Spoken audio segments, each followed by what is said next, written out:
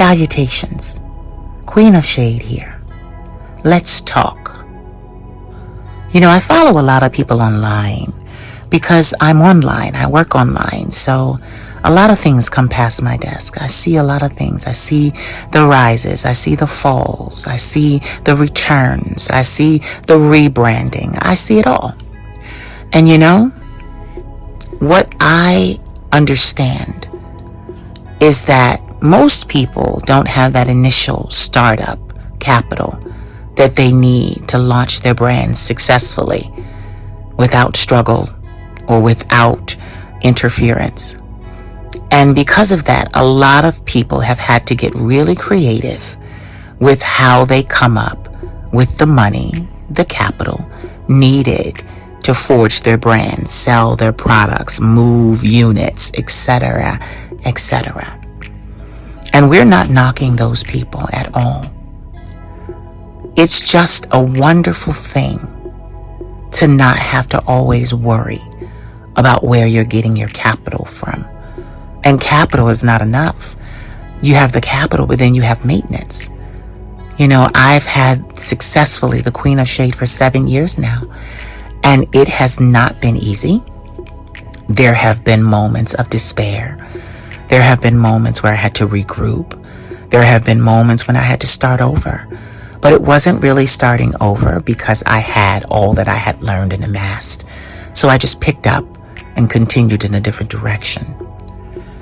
You know, I don't knock people for having to get creative with how they come up with the money that they need to fortify and enhance their bridges and their brands. What I need everyone to understand is that in business, it's not a cakewalk. There's no quick way to get there. There's no easy way to get there. There is hard work. That's the only way to get there. Hard work is the only way to get there. And how that hard work looks depends on what the person doing the work is prepared to do. One of the biggest and most freeing moments of my life was realizing that I didn't need a man to take and help me with my capital and my career. That I didn't have to bend over backwards or do things that I didn't want to do just to get a couple of dollars. I had many men that tried that play on me and that ploy on me, but I would always turn them down. Why? Because that's not me. That's not what I wanted to do. And thank God my grandmother stepped up. And yes, she sacrificed a lot, her entire retirement and IRAs. But it was someone I could deal with, you know? It wasn't someone just gouging me, taking me. Her love was present. And we had many moments where we didn't see eye to eye.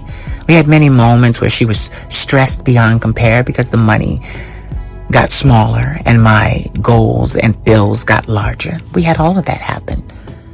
But we rode through the storm. And we got to where I am now. To where now I own everything.